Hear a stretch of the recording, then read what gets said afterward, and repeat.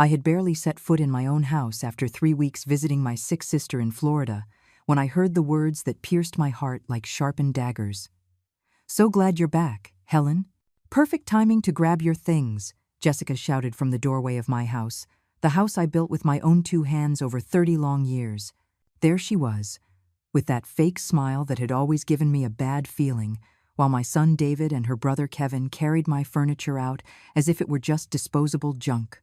I stood frozen at the entrance, watching them haul away my favorite armchair, the one where I spent so many nights waiting for David to get home from his teenage shenanigans. My heart started pounding so hard, I thought I was going to have a heart attack right then and there. Jessica kept talking in that syrupy voice she used when she wanted to manipulate everyone. "Oh, Helen, it's about time you got here. David and I have been waiting for this moment to give you the news. We've decided this house is just too big for someone your age to live in alone. Imagine, 68 years old and living in a 3-story house. That's not safe for you." I stared at her, unable to believe what I was hearing. 68 years old, she said, as if I were some decrepit old woman who couldn't take care of herself. This woman, who had barely set foot in my house 5 years ago when she married my David, was now talking to me as if she owned the place. Kevin, that brother-in-law who had always struck me as a freeloader, came closer, carrying my television. "Don't you worry, Helen. We've already found the perfect place for you. It's a tiny little apartment, really cozy, near downtown. You'll be much better off there, without so many stairs to climb. And the best part is, it only costs $300 a month. David already spoke with the landlord, and he says you can move in tomorrow morning." I felt the blood freeze in my veins. $300 a month to live like I was being put out to pasture, when this house they wanted to take from me had cost me a lifetime of sweat. My David, my only son, the one I raised with so much sacrifice after his father abandoned us when he was just 5 years old, wouldn't even look me in the eye.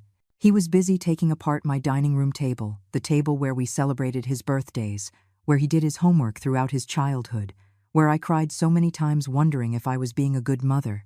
"Son," I said, my voice trembling, "what is going on here? Why are you moving my things without asking me?" "This is my house, David. The house I bought by working as a housekeeper in 5 different homes for 30 years. The house where you grew up and became a man." He finally looked at me, but his eyes weren't the same. It was as if Jessica had cast a veil over them, as if he were seeing me through her eyes. "Mom, we already talked about this. You can't keep living alone in such a big house. You're not young enough to maintain all this anymore. Jessica and I need space to start our family. She's pregnant. Mom, we're going to have a baby, and we need this child to grow up in a proper house, not that tiny apartment where we're living." Tears started rolling down my cheeks. Pregnant. My daughter-in-law was pregnant, and I was the last to know. And on top of that, they were kicking me out of my own home to make room for a baby that hadn't even been born yet. Jessica walked over to David and caressed his arm with that possessive attitude that had always bothered me. "Oh, honey, your mom's being emotional. It's normal at her age. But she'll be much better off in her new apartment, with no responsibilities, nothing to clean. She'll be able to rest, as she deserves after so much work." I looked around my living room, seeing the walls I painted one by one every weekend, the floors I polished with my own hands until they shone. I remembered when I bought this house, a modest 2-bedroom cottage that had cost $8,000 back then. I worked day and night to save up those first $2,000 for the down payment. I cleaned houses from 5 in the morning until 8 at night, sometimes without a break on weekends. My hands grew calloused, my back began to stoop, but every dollar I earned was another brick for our future, for David's future. For 10 years, I faithfully paid $400 a month to the bank, never missing a single payment.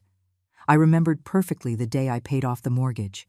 David was 15, and when I came home with the document that said the house was completely ours, I cried with joy, and he hugged me, telling me I was the best mom in the world.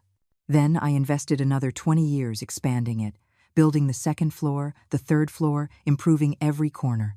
I made every improvement thinking that one day David would bring his wife here, and they would have enough space to raise my grandchildren. But now my own son was looking at me as if I were a nuisance, as if all my sacrifice had been for nothing. Jessica continued to direct the move as if she were the director of a play, and I was just a minor actor who needed to exit the stage. Kevin, go up and get the things from the second floor. David, help me disconnect the washing machine. Helen, if you have anything valuable you want to take, you'd better start setting it aside because the moving truck is coming early tomorrow morning. The moving truck is coming early tomorrow morning, Jessica repeated as she checked a list she held in her hand, as if she had been planning this for weeks. I just stood there, feeling the world crumble at my feet. I couldn't believe my own son was participating in this betrayal. David, I said, trying to stay calm, I need to talk to you alone. Please, come here. He looked at me impatiently, as if I were a petulant child interrupting the adults' games. Mom, there's nothing to talk about. We've made our decision. It's for the best for everyone. The best for everyone. Those words echoed in my head like funeral bells. When had my son stopped considering me part of that everyone? When had I become a burden, an obstacle to be removed from the path? Jessica came over and placed a hand on my shoulder with a false compassion that made me sick to my stomach. Helen, please understand this is nothing personal. It's just that you've done your part as a mother. Now it's time for you to enjoy your old age without any worries. We'll take care of the house, the expenses, everything. You just have to relax in your new apartment. Old age. That word hit me like a slap. I felt strong, capable, with many productive years ahead of me. There were women my age who ran marathons, who traveled the world, who started new businesses. But to Jessica, I was already a relic to be stored away in a small apartment, out of sight, like old furniture that no longer matches the new decor. I then remembered all the signs I had ignored over the past 5 years. Since Jessica came into our lives, she had begun a subtle but constant campaign to push me away from David. At first, it was seemingly innocent comments. Oh, Helen, it's a shame David has to come see you every Sunday. We barely get any time to ourselves. Or when I prepared family meals, she would say things like, poor Helen, she kills herself cooking for everyone. She shouldn't have to work so hard at her age anymore. Little by little, she managed to get David to stop coming on Sundays. Then the visits spaced out to every 15 days, then to once a month. Every time I called him, she had a perfect excuse. David was too stressed from work. David needed to rest on weekends. David was helping his brother-in-law Kevin with an important project. It was always David this, David that. But never David wants to come see his mom because he loves her. The plan had been perfect. While I was taking care of my sister Lydia, who had been in an accident and needed help with her recovery, Jessica had had 3 full weeks to work on my son's mind. 3 weeks to fill his head with ideas about my incompetence, my age, my supposed need for special care. 3 weeks to convince him that the house was too big for me, too expensive to maintain, too dangerous for a woman alone. Kevin now came downstairs with my bedroom mirror, that antique mirror that had belonged to my mother and was one of my most prized possessions. Be careful with that, I yelled, but he didn't even pay attention to me. Jessica quickly intervened. Don't worry, Helen. Kevin has a lot of experience moving furniture. He worked for a moving company for years. Your things will arrive at your new home in perfect condition. Your new home. As if a rented apartment could be my home after I had built this house brick by brick. As if I could call a place home where I would be a tenant paying rent at 68 years old, when I thought I had secured my future forever. Jessica continued talking as she supervised every move the men made. Besides, Helen, think of all the money you'll save. You won't have to pay property taxes anymore, which are like $500 a year, or maintenance, or repairs when something breaks. In the apartment, if a pipe bursts or a light bulb burns out, the landlord takes care of everything. $500 a year in taxes. The amount she mentioned as if it were a fortune represented less than 2 days of my monthly pension. For 30 years, I had paid those taxes without complaint, because I knew every payment was an investment in my future security. But now my daughter-in-law was talking about those $500 as if it were the difference between wealth and poverty. David appeared, carrying a box full of my books. Those books I had collected for decades. Novels that kept me company on lonely nights after his father left. Cookbooks I used to learn how to make his favorite dishes. Biographies of strong women who inspired me to keep going when everything seemed impossible. Son, I said, please, stop for a moment. I need you to explain what's really happening here. You know how much this house cost me. You know everything I sacrificed to give it to you one day. He put the box down with a sigh of annoyance. Exactly, Mom, to give it to you one day. Well, that one day has come. I'm your only heir. This house is going to be mine sooner or later.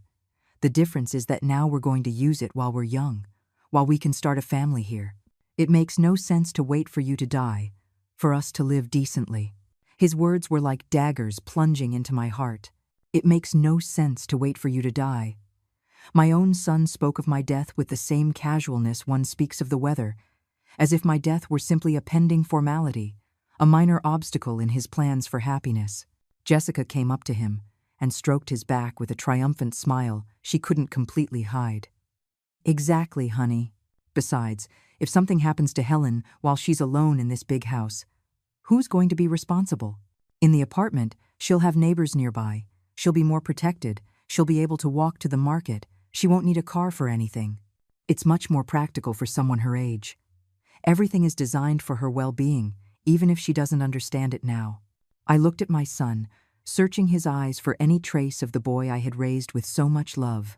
The boy who cried in my arms when he had nightmares. The teenager who promised he would always take care of me. The young man who told me I was his hero and that he would never let me down. But that boy no longer existed.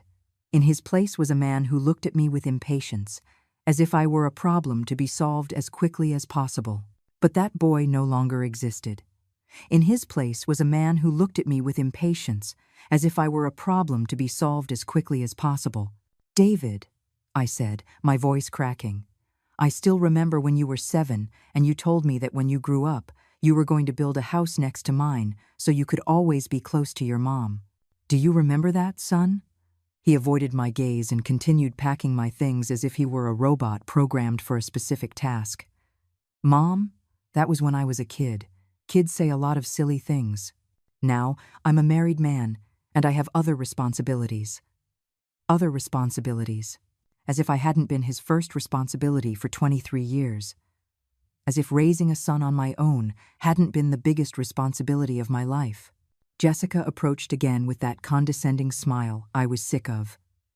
Oh, Helen, don't be so sentimental. Children grow up and start their own families. It's the law of life. You've done your part as a mother. Now let him do his part as a husband and future father. Do his part as a husband. Those words sounded as if David were an actor in a play directed by Jessica, where I had been relegated to the role of an unimportant extra. Kevin appeared again, this time carrying my sewing machine. The machine I had used to make David's school uniforms throughout his childhood, to sew curtains for every window in this house, to earn extra money by mending clothes for the neighbors when money was tight. Hey, Kevin, I said, be careful with that machine. It's very delicate and worth a lot of money. He laughed contemptuously. Helen, this relic is useless now. Nowadays, clothes are bought ready-made. Nobody wastes time sewing. But don't worry. In the apartment, you'll have more space without so much old junk in the way. Old junk in the way. Every object in this house had a story, a memory, a reason for being. But to them, my entire life had become mere clutter that needed to be cleared out to make room for the new, the modern, what really mattered. Jessica was now rummaging through my kitchen cabinets, pulling out my pots and pans as if she were an inspector evaluating what was worth saving and what should be thrown away. Helen, these pots are so worn out. In the new apartment, David and I will buy you a whole new set, modern, non-stick. You'll find it much easier to cook. Besides, for one person, you don't need so many pots. 2 or 3 is more than enough. I looked at her in disbelief. Those pots had prepared thousands of meals for David. They had been my faithful companions through decades of cooking with love for my family. But to Jessica, they were just junk to be replaced. As I watched them dismantle my life piece by piece, I began to remember all the times Jessica had shown her true colors when she thought no one was watching. The time I found David crying after an argument with her, and when I asked what had happened, he told me Jessica had said I was a manipulator who wouldn't let him grow up to be a man. Or the time I accidentally overheard her on the phone telling someone I was a bitter old woman who clung to her son because she had no life of her own. I also remembered the day David came home with bruises on his arm, and when I asked what happened, he lied and said he had fallen.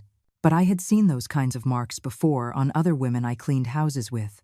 Women who came to work trying to hide bruises and who made up increasingly elaborate excuses to explain their injuries. However, when I tried to talk to David about my suspicions, he got so angry with me that he stopped speaking to me for 2 weeks. Jessica had managed to isolate David not only from me but from all his childhood friends, his cousins, from all the family who might have noticed the changes in his personality. Little by little, she had turned him into a stranger, someone who no longer resembled the son I had raised. And now I was seeing the final result of that manipulation. A man who was capable of kicking his own mother out of her house without the slightest remorse. David went back up to my room and started emptying my drawers. "Mom, there's a lot of stuff here you don't need anymore. Old letters, photographs, memories that just take up space. You'll have very little storage in the apartment, so you'd better start choosing only what's essential." I ran up the stairs after him. "David, those aren't old things. Those are your letters, pictures of you as a baby, from your first communion, your graduation. It's our family history." He looked at me with that coldness that chilled my blood. "Mom, the past is the past. Now I have to think about the future, about my wife, about my child who's on the way. I can't carry around sentimental junk my whole life that holds me back. Jessica is right when she says you live too attached to memories." Jessica is right. That phrase had become my son's favorite refrain over the last few years. No matter what topic we were discussing, it always ended with those 3 words that canceled out any opinion of mine, any experience I might bring, any advice I wanted to give. Jessica is right when she says you spend too much money on food. Jessica is right when she says this house is too big for you. Jessica is right when she says you need to exercise more. Jessica was always right, and I was always wrong. Kevin appeared in the room carrying an empty box. "Helen, you can put the things you really want to take in here. But remember, the apartment is small, so don't get too carried away." I looked at that box, which could hold barely a fraction of a lifetime's worth of memories, and felt a profound despair. How is it possible that 68 years of existence could fit into a cardboard box? I went back downstairs to the living room and found Jessica directing the operation like a general on a battlefield. She had made a detailed list of all the furniture and was assigning destinations for each piece. The big sofa goes in the main living room, the dining chairs go in the dining room, the big TV goes in our bedroom. Everything was planned. Everything had its place in her new life, in the life they were going to build on the ruins of mine. I sat on the stairs and watched as my house was transformed into a strange, empty place, stripped of everything that had made it a home for so many years. It was like watching my existence being erased with a giant eraser, eliminating any trace that I had lived there, that I had been happy there, that I had built dreams and memories in every corner of that house. Jessica approached me with that false compassion I knew so well. "Helen, I know this is hard for you, but think of all the positives. You'll meet new people in the building. You'll have fewer responsibilities. You'll be able to travel without worrying about the house. It's like starting a new life. A new life at 68, without my own home, without savings because I had invested everything in this property, without a family because my only son had betrayed me. What kind of new life was that? What kind of new life was that? A life where I would have to start from scratch, when I thought I had already secured my future forever." Jessica continued with her motivational speech as if she were a salesperson trying to convince me to buy something I didn't need. "Besides, Helen, think about your grandchild. When he's born, he's going to need a stable home, with young parents who can raise him properly. You'll be able to visit him whenever you want. You'll be a wonderful grandmother without the pressures of maintaining such a big house.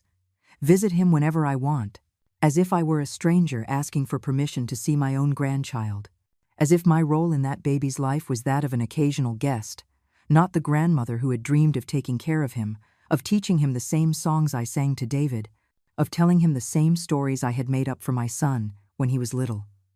Now all of that would depend on Jessica's generosity, on her mood, on her willingness to let me be a part of my grandchild's life. David came downstairs carrying my jewelry box, that small wooden box where I kept the few pieces of jewelry I owned. The engagement ring his father had given me that I never had the heart to sell despite his abandonment, the pearl earrings I bought for myself when I finished paying off the house, the gold chain that had belonged to my mother. "Mom," he said, looking through the contents, "this jewelry is so outdated. Jessica says that when the baby comes, it would be better if you sold it and bought something more modern for the child. Clothes, toys, useful things." Jessica says, again that phrase that had become the new constitution of my family. Now it turned out my daughter-in-law had opinions about my jewelry, about what I should do with the few valuables I had left. And my son, instead of defending me, had become the messenger of these orders disguised as suggestions. "Son," I said, trying to stay calm, "that jewelry has a sentimental value that can't be measured in money. They are mementos of important moments in my life." He sighed impatiently. "Mom, sentimental value doesn't feed a baby. When my son is born, he's going to need concrete things, not dusty old memories. You've always been too attached to material things. It's time you learn to let go of what isn't essential." Attached to material things. My son was accusing me of materialism when my entire life had been an example of austerity and sacrifice. Every dollar I spent for 30 years had a purpose. To build a future for him, for us. I never bought expensive clothes, never indulged in luxuries, never spent money on frivolities. Kevin appeared with another box full of my cookbooks and photo albums. "Helen, these books are all yellowed and stained. Everything's on the internet these days. You can look up any recipe on your phone. And these photos, you should just digitize them and save everything on a flash drive. It takes up less space, and it's more modern." I looked at those albums that I had put together with such care over decades, each photo glued in with painstaking effort, each moment documented with love. But to Kevin, they were simply obsolete objects to be modernized or eliminated. Jessica came over and began flipping through one of the albums. "Oh, Helen, those were the days when people printed out all their photos. Look at you and David in this picture. So different. So humble, you could say. But look how much David has changed now that he's with me. He looks more elegant, more successful, more mature. The love of a good woman can completely transform a man. The love of a good woman, as if the 23 years I dedicated to raising David hadn't been love, as if everything I accomplished on my own, without anyone's help, was less valuable than what she had contributed in 5 years. Jessica turned the pages of the album with that dismissive smile that was pushing me to the edge of my patience. "Oh, and this picture from David's high school graduation. It's a shame he couldn't go to a private university. But well, you do what you can with the resources you have, right, Helen?" The resources I had. A single mother working as a housekeeper raising a son didn't exactly have an abundance of resources. Yet, I managed to get David into good public schools, to make sure he had books, clean uniforms, and nutritious food every day. I managed to ensure he never lacked anything essential, even if it meant I had to give up everything. But now Jessica was talking about those achievements as if they were failures, as if not being able to afford a private university was a mark of my incompetence as a mother. David returned with more boxes and started filling them with my personal belongings without any particular care. "Mom, you have too much stuff. You won't have room for all this in the apartment. You'd better make a real selection of what you truly need. Jessica says that after 70, it's best to live with the bare minimum. It's more hygienic and mentally healthier." After 70, my son was already burying me alive, talking about me as if I were a senile old woman who needed others to decide what was good for her. And again, he quoted Jessica as if she were an expert in gerontology, when she was barely 28 and had never faced any real-life challenges. "Son," I said, "I'm not 70. I'm 68, and I feel perfectly capable of deciding what I need and what I don't." He looked at me with that expression of annoyance that had become so common in our conversations. "Mom, 2 years makes no difference. The point is, you're not at an age to manage such a big house anymore. Jessica has been researching these things, and she says people over 65 should live in smaller, more manageable spaces. It's for your own safety." Jessica has been researching. My daughter-in-law had become an expert on my life, my needs, on what was best for me. While I was taking care of my sick sister, she had been doing research on how to get rid of me in the most efficient way possible. The plan had been perfect. Wait for me to be out of the house long enough to convince David that I was a burden, a problem that needed to be solved. Kevin came up again, and this time he came down with my bedroom dresser. That antique dresser I had restored myself, sanding and painting it over several weekends. Helen, this dresser is in pretty bad shape. In the apartment, David and Jessica are going to buy you new modern furniture that will better suit your new phase of life. I watched them carry my dresser and remembered all the nights I had spent sanding it, all the coats of paint I had applied until it was perfect, all the love I had poured into restoring it. But that love, that effort, that time invested meant nothing to them. To Jessica, Kevin, and apparently David as well, my previous life was simply an obstacle to be removed to make way for the new, the modern, what really mattered. It was as if they had decided my existence had an expiration date, and that date had arrived. Jessica was now going through my kitchen drawers, selecting which utensils deserved to be saved and which should be discarded. Helen, these knives are so dull, and this mixer must be 20 years old. You won't need so many things to cook with in the apartment. A single person doesn't make elaborate meals. The basics are enough. A single person. That's how they saw me now. A single person, isolated, with no real family to care about her. But I hadn't felt alone all these years. This house had been full of life, memories, projects. I had my routines, my activities, my small daily joys. I tended my garden, I cooked for neighbors when someone was sick, I helped at the church organizing community events. My life had been full of purpose and meaning. But now all of that was reduced to a single person who no longer needed such a big house. But now all of that was reduced to a single person who no longer needed such a big house. David appeared carrying my bathroom mirror, the mirror where I had looked at myself every morning for 30 years, where I had watched my youth and middle age pass, where I had practiced smiles to hide tears when times were tough.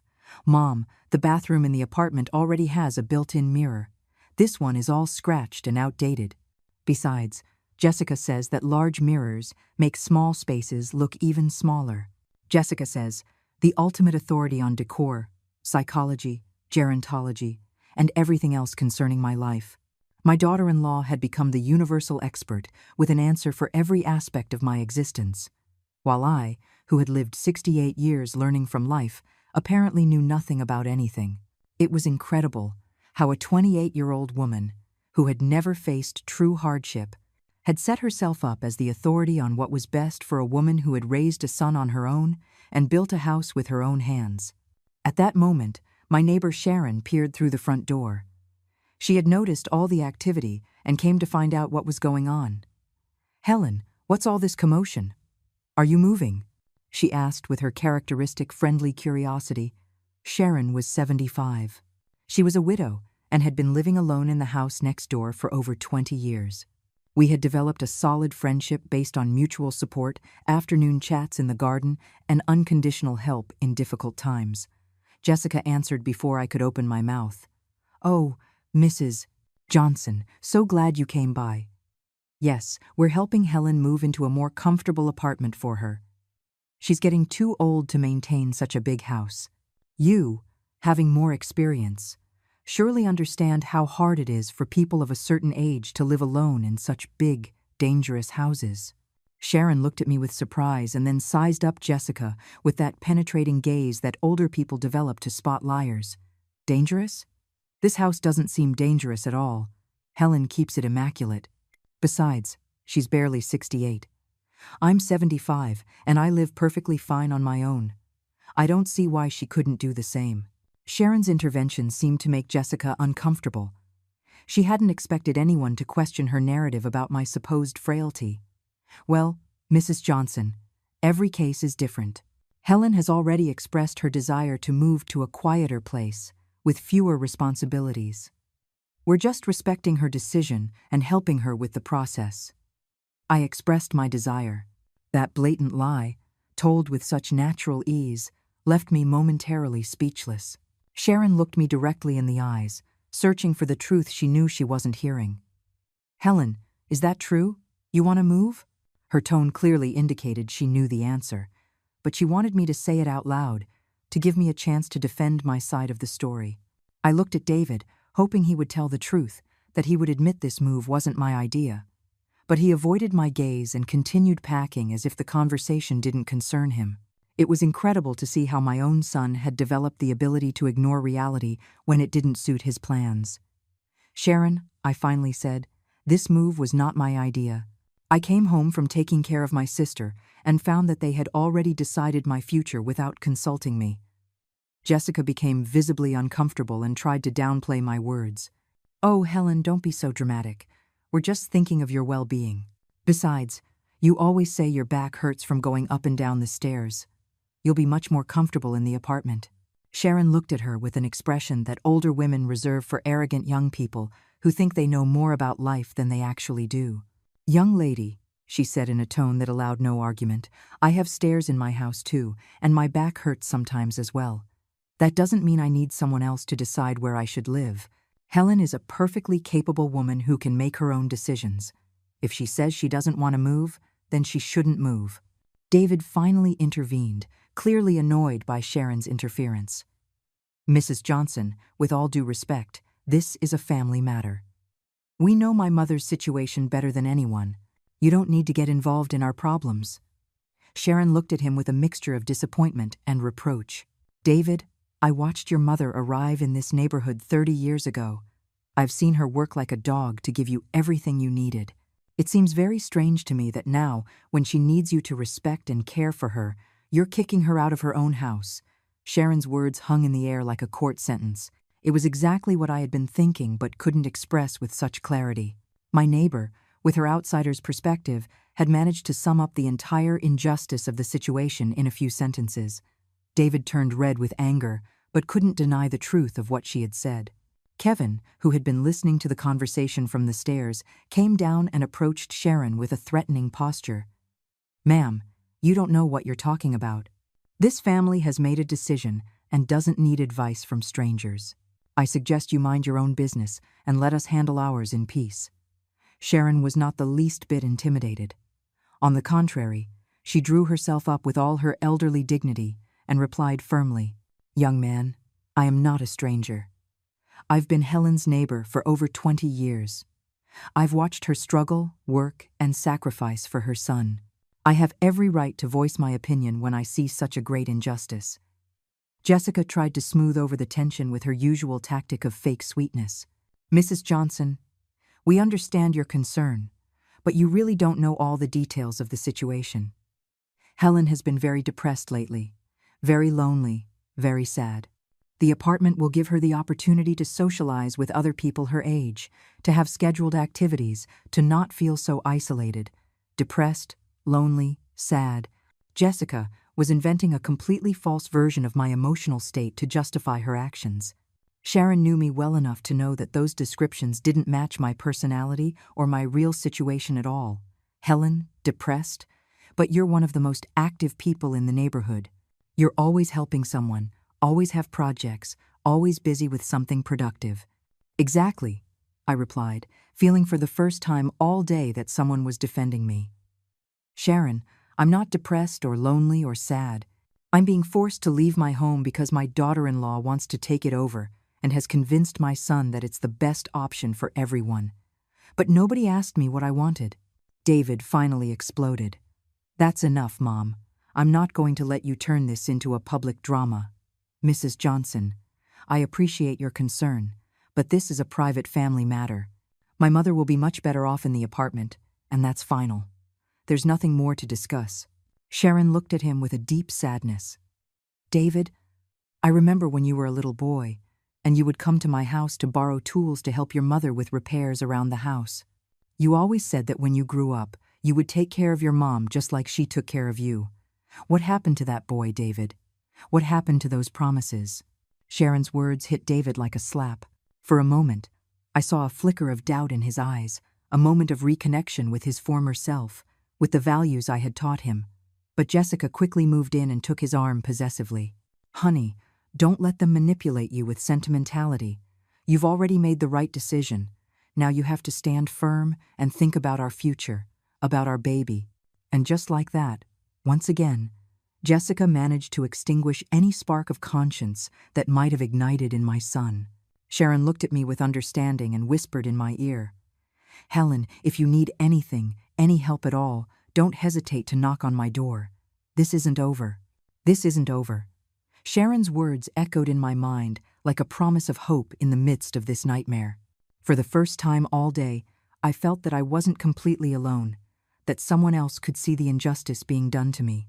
After Sharon left, Jessica looked at me with a smile that failed to hide her irritation at my neighbor's interference. "Helen, I hope you're not going to create unnecessary problems. We already have everything organized, and it would be a shame if we had to complicate things because of gossip from nosy neighbors." Gossip from nosy neighbors. That's how Jessica classified the only voice that had risen in my defense all day. To her, anyone who questioned her decisions was automatically a meddler, a gossip, someone who didn't understand the situation. It was incredible how she had managed to create a bubble around David where only her version of reality was valid. David continued packing my belongings with a mechanical efficiency that broke my heart. It was as if he had completely disconnected his emotions, as if he were a stranger hired for a move and not the son I had raised with so much love. Kevin came up again, and this time he came down with my desk. That small desk where I had paid all the house bills for 30 years, where I had helped David with his homework, where I had cried silently on the most difficult nights. "Helen, this desk is really old and scratched," Kevin said as he carried it towards the door. "You won't have room for so much furniture in the apartment. Besides, everything is done on the computer these days. You don't need desks anymore to write letters or pay bills." I looked at that desk that had been my faithful companion for decades and felt as if pieces of my soul were being torn away. Jessica approached with a folder in her hand and began to show me some papers. "Look, Helen, I have all the information about the apartment here. It's only $400 a month, including water and electricity. David already paid the first month and the security deposit. The lease is in his name, so you don't have to worry about the legal paperwork." That sentence sent a chill down my spine. Not only were they taking my house, but they were also making me completely dependent on David. Without a lease in my name, with no rights as a tenant, with no legal security, if David decided to stop paying the rent, I would be out on the street with no recourse. It was the perfect plan to keep me controlled and submissive forever.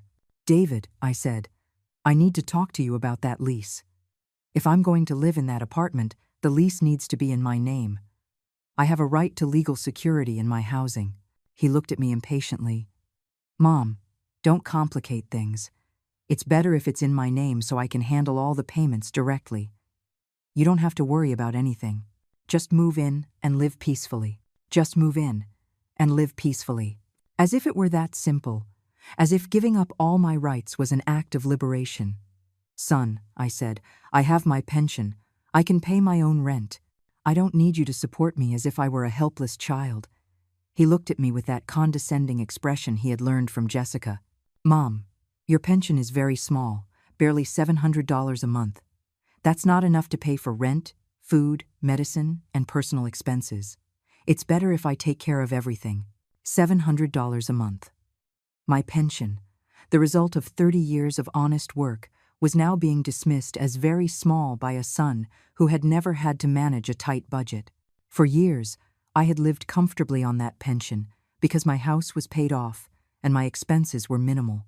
But now that they were forcing me to pay rent, suddenly my money wasn't enough, and I needed to depend on my son's charity. Jessica intervened with her calculated smile.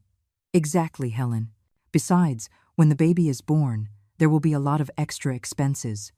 David won't be able to pay for your apartment and support a family at the same time. It's better if we organize everything practically and realistically from the start. Support a family at the same time." Jessica had managed to make David see me as an additional financial burden, an unnecessary expense that competed with the needs of his new family. 30 years of investing every cent in my son's future, and now I was the obstacle to his economic stability. Kevin returned with more empty boxes and began packing my books carelessly. "Helen, these books are all yellowed and smell musty. In the new apartment, it's better to keep everything fresh and clean. Old books attract dust mites and can cause respiratory problems." My books, Those companions that had been with me through lonely nights were now classified as a health risk. At that moment, David's phone rang. It was Mark, a family friend who was also a lawyer. David answered with some discomfort, probably knowing that Mark wouldn't approve of what he was doing. "Mark, hey, how are you?" "Yeah, we're here at my mom's house, helping her with a move." There was a long pause as Mark spoke on the other end of the line. David became visibly nervous. "No, it's not exactly like that. It's just that my mom can't maintain such a big house anymore. It's for her own good." Mark must have been asking some tough questions because David started pacing in circles as he talked. "No, she's not sick." "Well, not exactly sick, but she's getting on in years," and Jessica approached David and gestured for him to end the call quickly. "Look, Mark, we're really busy right now. I'll call you later, okay?" After hanging up, David looked clearly disturbed. Jessica immediately went to comfort him. "Honey, don't let other people's opinions get to you. Mark doesn't live this situation. He doesn't know all the details. You're doing the right thing for your family. You're doing the right thing for your family." Again, that phrase that automatically excluded anyone who wasn't David, Jessica, and the unborn baby. I had ceased to be family. I had been demoted to the status of a problem to be solved, an obstacle to be removed. At that moment, I remembered something that filled me with a strange mixture of hope and dread. 6 months ago, when we were still on cordial terms, Jessica had asked me to lend her $5,000 to help Kevin with a business he was starting. I, trying to keep the family peace and show my goodwill towards my daughter-in-law, had lent her the money without asking her to sign any papers. I now realized that loan had never been mentioned again, as if the money had vanished from everyone's memory. "Jessica," I said, taking advantage of a moment when David was busy carrying a box, "I need to talk to you about the $5,000 I lent you 6 months ago. With this whole situation changing, I need you to pay me back so I can get settled in the apartment." She looked at me with genuine surprise, as if she had no idea what I was talking about. $5,000, Helen? I don't remember any $5,000 loan. Are you sure you're not confusing the amounts? Sometimes older people tend to exaggerate numbers or misremember figures. Older people tend to misremember. Jessica was suggesting I was suffering from memory problems, that I had invented or exaggerated the loan amount. "Jessica," I said firmly, "I withdrew that money from my savings account specifically to lend it to you. It was in March, on a Friday afternoon. You told me Kevin needed the money to buy tools for his construction business." She paused for a moment, as if trying to remember. "Oh yes, I think I know what you're referring to, but Helen, that wasn't a loan. That was a gift you wanted to give Kevin to support his business. You said it yourself, that it was your contribution to help the family." A gift. Jessica had transformed my loan into a gift, erasing my right to get that money back in one fell swoop. The ease with which she rewrote history to suit her own convenience was astounding. David returned just then and overheard part of the conversation. "What gift are you guys talking about?" he asked curiously. "What gift are you talking about?" David asked with curiosity. Jessica was quick to answer before I could explain the real situation. "Oh, honey, your mom was just remembering when she helped us with money for Kevin's business. She was so generous to us. But now it seems she regrets her generosity and wants us to pay it back." Regrets her generosity. Jessica had once again managed to completely distort the facts, painting me as a petty woman who was going back on a charitable act. David looked at me with disappointment. "Mom, I can't believe you now want to charge us for money you gave us as a gift. That's not right. A gift is a gift. You can't take it back." "Son," I said desperately, "it wasn't a gift. It was a loan. I lent Jessica $5,000 on the condition that she would pay me back when Kevin's business started making a profit." David shook his head, clearly convinced by his wife's version. "Mom, Jessica wouldn't lie about something like that. Besides, $5,000 is a very specific amount for a gift. If it had been a loan, you would have asked us to sign some papers." That had been my exact mistake. Trusting the word of family, believing that among us it wasn't necessary to formalize agreements with legal documents. Now that trust had become my downfall. Jessica smiled with satisfaction, knowing she had won another battle in the silent war she had been waging against me for years. Kevin came downstairs at that moment, carrying my old sewing machine, and overheard part of the conversation. "What are you talking about?" he asked with that feigned innocence I had learned to recognize. Jessica quickly explained the situation, presenting me as a woman trying to reclaim money she had generously gifted. Kevin put on an exaggerated expression of surprise. "Helen, I thought that money was a gift from you. You told me yourself that you wanted to support my business because I was like a son to you. If I had known it was a loan, I never would have accepted. Besides, that money has already been fully invested in tools and materials. There's no way to pay it back now. Like a son to you." Kevin was using my own words against me, twisting the context in which I had said them. When I gave him the money, I had indeed told him I considered him like a son. But that was an expression of affection to make the loan less formal, not a declaration of adoption that waived my right to recover my money. David came over and placed a hand on my shoulder with a condescension that hurt more than any shout. "Mom, I think you're confused. The stress of the move has you upset, and you're misremembering things. It's normal at your age. That's why it's better for you to have fewer responsibilities and worries. The stress of the move has me upset. My own son was suggesting I was suffering from mental confusion, that my memory was no longer reliable. It was the perfect strategy. Any claim I made could be dismissed as a product of senility or confusion. That way, they could rewrite history to their convenience without fear of contradiction." Jessica seized the moment to elaborate on that narrative. "David is right, Helen. I've noticed you've been very forgetful lately. The other day you couldn't remember where you put your house keys, and last week you forgot to turn off the stove.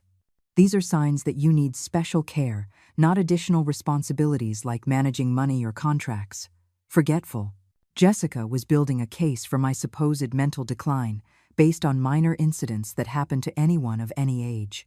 Losing keys or occasionally forgetting to turn off the stove were not symptoms of dementia, but in my daughter-in-law's mouth, they became evidence of my inability to live independently. The phone rang again, and this time David had no choice but to answer because he saw Mark's name on the screen. Apparently, his lawyer friend had been doing some research or making some inquiries and had more questions. David answered with clear reluctance. "Hey, Mark. No, we're not doing anything illegal. It's a consensual family decision." Consensual. David was blatantly lying to his lawyer friend, claiming I had participated in the decision to move when the reality was the complete opposite. Jessica went over to David and whispered something in his ear, clearly trying to influence what he should say. David nodded and continued the phone conversation. "Look, Mark, my mom can't live alone anymore. She's had several episodes of confusion and forgetfulness. We're acting in her best interest. Episodes of confusion and forgetfulness." Now David was creating a false medical history about my mental condition to justify his actions to his lawyer friend. It was incredible to see how the lie grew and became more sophisticated with each conversation. After hanging up, David looked clearly uncomfortable. Mark had asked questions he didn't have satisfactory answers for, had posed legal scenarios he hadn't considered. Jessica immediately went to reassure him. "Honey, don't let Mark fill your head with doubts. He doesn't understand the situation because he doesn't live with us. He doesn't see how difficult everything has become with your mom. How difficult everything has become with me. In Jessica's narrative, I had become an impossible burden to handle, a problem that required drastic solutions. But the reality was that for the past 5 years, since she came into our lives, David's visits had become increasingly scarce and tense. It wasn't that I had become more difficult, but that she had succeeded in creating a barrier between my son and me. Kevin returned with another box full of my belongings and approached Jessica. "Sis, we're almost done with the second floor. Just the master bedroom left." Jessica nodded with satisfaction. "Perfect. The truck comes early tomorrow, and in a few hours, Helen will be settled in her new apartment. Everything will be so much easier for everyone. Everything will be so much easier for everyone." That phrase perfectly summed up Jessica's philosophy. Eliminate any obstacle that complicated her path to happiness, regardless of the human cost of those decisions. I was the obstacle, and my removal from the house was going to make everything easier for them. David went back up to my room and started emptying the last closet. When he came down, He was carrying a box with my personal documents, deeds to the house, property titles, insurance policies, my parents' birth and death certificates. "Mom," he said, "I'm going to keep these documents at my house so they're safe. You might lose them or have them stolen in the apartment. You might lose them or have them stolen." David was confiscating my legal documents under the pretext of protecting them, but in reality, he was cutting off my access to the papers that proved my ownership of the house and my other legal rights. Without those documents, I couldn't prove to any authority that this house was legally mine. "Son," I said, "those documents are mine, and I need to have them with me. They are proof of my identity and my property. You can't keep them." He looked at me with that expression he now constantly used with me, a mix of impatience and condescension. "Mom, you won't have a safe place to keep such important documents in the small apartment. At my house, they'll be in a safe, protected from fire and theft. In a safe that I would have no access to, under the complete control of David and, by extension, Jessica.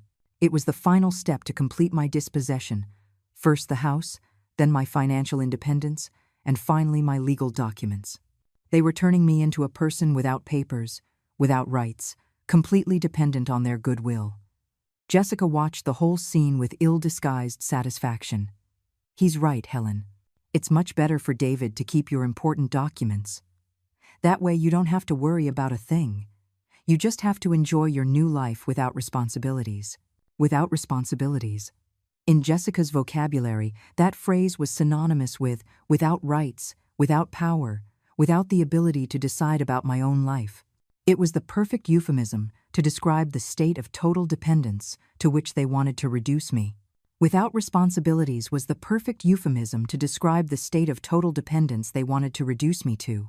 As David packed my documents into a box he would take to his house, I felt as if they were erasing my legal existence, as if they were turning me into a person invisible to the law. Without deeds, property titles, or insurance policies, I couldn't prove in any court that this house belonged to me. At that decisive moment, I heard a knock at the door. It was Sharon again, but this time she wasn't alone. She was accompanied by Mark, David's lawyer friend, who had apparently decided to come in person to assess the situation after the phone calls he had received. David became visibly nervous at the sight of Mark, knowing he couldn't maintain the facade of a consensual decision in front of someone with legal knowledge. Mark entered the house and surveyed the chaos of the move with professional eyes. "Good afternoon, everyone," he said with a politeness that didn't hide his concern. "David, Sharon has told me a few things that seem very strange. I'd like to speak with Helen alone to understand exactly what's happening here." Jessica immediately stepped forward with her rehearsed smile. "Oh, Mark, so good of you to come. You can see for yourself that we're just helping Helen with a move she wanted to make herself. Everything is very organized and planned for her well-being." Mark looked at her with the expression lawyers reserve for people trying to manipulate them with weak arguments. "Ma'am, with all due respect, I didn't come to speak with you. I came to speak with the owner of this house, who I understand is Helen. And I would like to do so without interference from third parties." David tried to intervene. "Mark, there's no need to dramatize the situation. Everything is in order. My mom will be much better off in the apartment." Mark raised a hand to silence David. "David, you're my friend, but as a lawyer, I have a duty to ensure that the rights of an older adult are not being violated. Helen, I need you to tell me in your own words if you want to move out of this house, or if you are being pressured to do so." It was the first time all day that someone had asked me directly what my wishes were.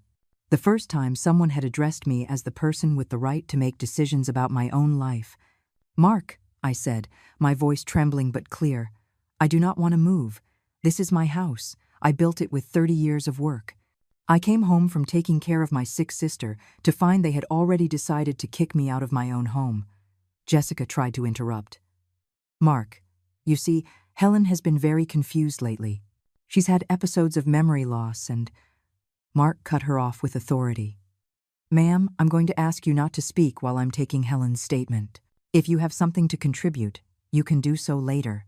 Sharon came over and stood by my side in a gesture of moral support. "Mark, I've been Helen's neighbor for over 20 years. I can assure you that she is perfectly lucid and capable of making her own decisions.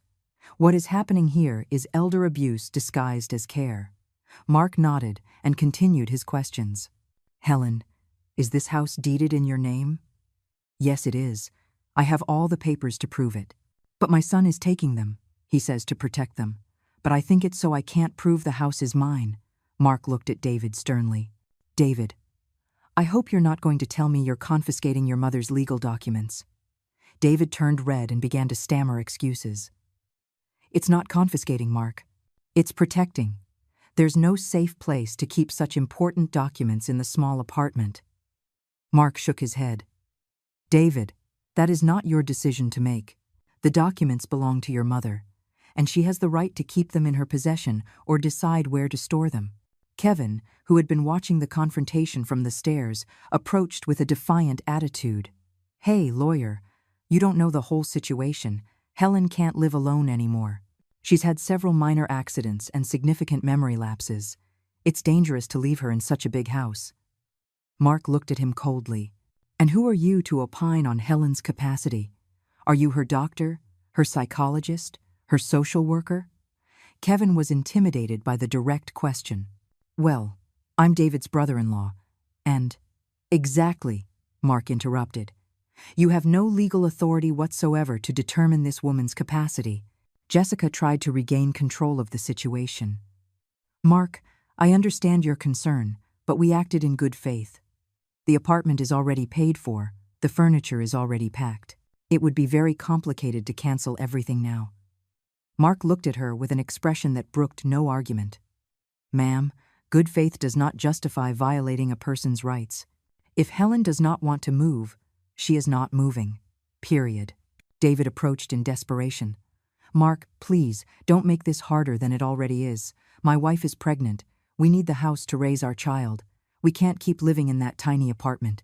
Mark looked at him with disappointment. David, I understand you want to provide the best for your family, but you can't do it at the expense of your mother's rights.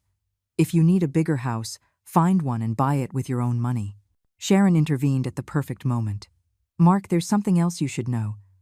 Helen told me she lent this woman $5,000 6 months ago, and now she's denying it was a loan. They're saying it was a gift to avoid paying it back. Mark turned to me with renewed interest. Helen, is that true about the loan? Yes, it is. I lent Jessica $5,000 to help with Kevin's business. But we didn't sign any papers because I trusted my family's word. Now they're saying it was a gift and they won't pay me back. Jessica became very nervous. Mark, that's not true. Helen is confusing things. She said herself it was a gift to support the family. Mark stared at her.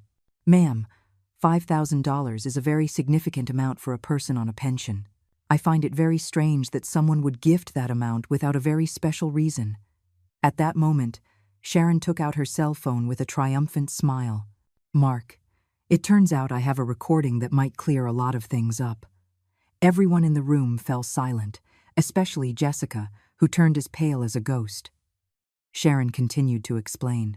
You see, Mark, my kitchen window looks directly into Helen's backyard, and a few weeks ago I heard a very interesting conversation. Sharon played the recording on her phone, and Jessica's voice came through clearly. Kevin, we're almost set. The old woman leaves next week to take care of her sister, and those 3 weeks will be perfect to convince David that his mom can't live alone anymore.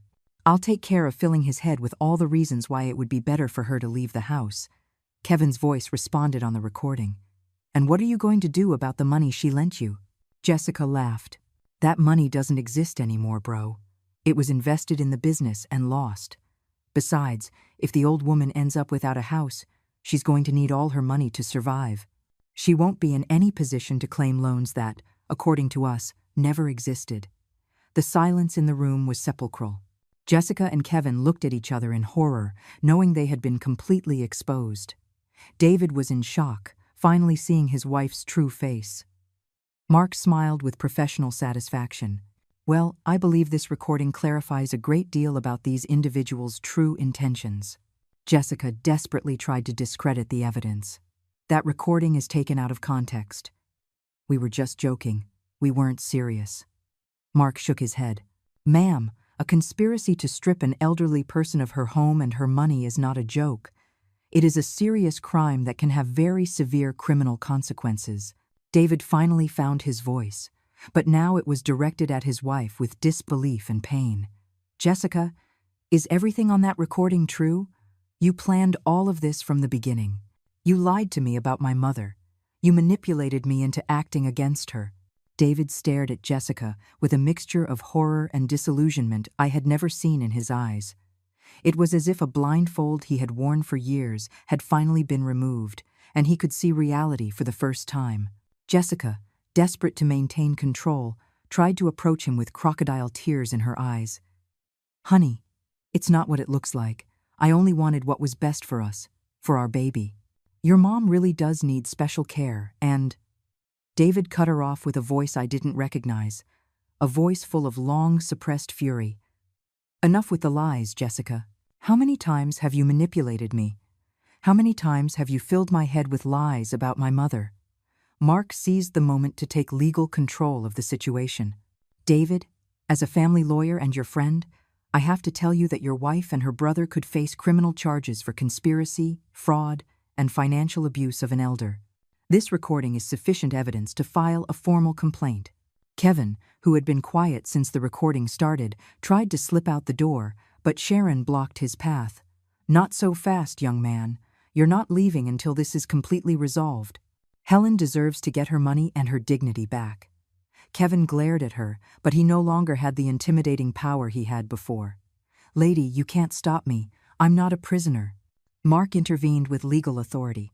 Indeed, you can leave, but I recommend you don't leave town because you will likely be subpoenaed by the authorities very soon. The crime of fraud and conspiracy against the elderly is very serious in this state. Jessica clung to David's arm in desperation. David, please, think about our baby. If you report me, our son will be born with his mother in jail. Is that what you want for your family? David pulled away from her grasp with an expression of disgust. Don't manipulate me with the baby anymore, Jessica. If you had thought about him before planning this scam, we wouldn't be in this situation. Sharon took my arm with motherly affection. Helen, now comes the best part. These freeloaders are going to pay for what they did to you, but you have to be strong and report them formally. You can't let them get away with it. I nodded, feeling for the first time all day that I had real allies, people who cared about my well-being without ulterior motives. Mark approached me with a folder he had brought. Helen, I need you to give me all the details of the loan you made. Do you remember the exact date, the amount, the payment method? Any detail you can remember will be helpful in building the case. Yes, Mark, I said. It was March 15th. I withdrew exactly $5,000 from my savings account at the National Bank and gave it to Jessica in cash right here, in this room. Perfect, Mark said, taking notes. The bank will have a record of that transaction, and that will be additional evidence. We'll also need testimony from neighbors about your character and about any suspicious behavior they may have observed from Mrs. Jessica and her brother. David sat on the stairs with his head in his hands, completely defeated. I can't believe I was so blind. My mother was right about Jessica from the beginning, but I didn't want to listen. How could I betray the woman who gave me everything in life like this? I approached my son, and despite all the pain he had caused me, I felt compassion for him. Son, I said softly, you were also a victim of her manipulations. Jessica is very skilled at making people see reality the way it suits her. The important thing now is that you know the truth and you can make the right decisions. David looked at me with tears in his eyes. Mom, can you forgive me? I was a terrible son to you. Jessica, seeing that she had completely lost control over David, switched tactics and tried to appeal directly to my compassion. Helen, please, think about your grandchild. If you report me, this baby will grow up without his mother. You, who are so good, so understanding, surely you wouldn't want that for an innocent child. Mark looked at her sternly. Ma'am, you are again trying to manipulate the victim using emotional blackmail. That only worsens your legal situation. I suggest you remain silent and find a lawyer for your defense instead of continuing to dig your own grave. Sharon clapped with satisfaction. Mark, you are an angel sent from heaven. If you hadn't come today, these scoundrels would have gotten away with it completely. Helen would have lost her house, her money, and her dignity. Mark smiled modestly. Mrs. Johnson, you were the one who really saved the situation. Without your recording, it would have been very difficult to prove these people's true intentions. Kevin, who had remained near the door looking for a chance to escape, finally exploded with his true personality. This is ridiculous. Some nosy old woman records private conversations, and now everyone's acting like we're criminals. Helen is too old to manage such a big house. We were doing her a favor. His words confirmed everything Mark needed to hear. Young man, you have just admitted that you believe Helen lacks the capacity to make her own decisions, which is exactly the mindset that leads to elder abuse. And as for recording conversations in a private yard from an adjacent property, that is completely legal. David stood up and began to unpack the boxes he had packed with my belongings. Mom, I'm going to put all your things back where they belong. This is your house, and it will always be your house. Jessica approached with one last, desperate attempt. David, you can't do this. We need this house for our son. We won't have enough space in the apartment. David looked at her with a coldness he had never shown her before. Jessica, you were the one who decided to destroy this family with your lies and manipulations. Now you're going to have to face the consequences of your actions. You can find a bigger apartment with your own money, but this house belongs to my mother. Mark began to explain my legal options. Helen, you can file a criminal complaint for fraud and conspiracy, and you can also sue civilly for the money they stole plus damages. I recommend you do both to ensure that complete justice is served. Sharon offered to be a witness. Mark, I will testify about everything I've seen and heard over the years. Jessica has been gradually isolating David from his mother, filling his head with lies and creating conflicts where there were none. It's a very clear pattern of behavior. Jessica tried one last manipulation directed at me. Helen, if you report me, David will suffer a lot. It will be very painful for him to see the mother of his child in jail. Do you really want to cause that pain to your own son? Mark interrupted her immediately. Ma'am, I'm warning you that continuing to try to manipulate the victim could be considered witness intimidation, which is another crime. I looked at Jessica with a mixture of pity and determination. Jessica, I had 5 years to get to know your true personality, but I always tried to keep the family peace. I see now that was a mistake on my part. If you don't face the consequences of your actions now, you will continue to hurt other people in the future. David took my house keys from the table and handed them to me solemnly.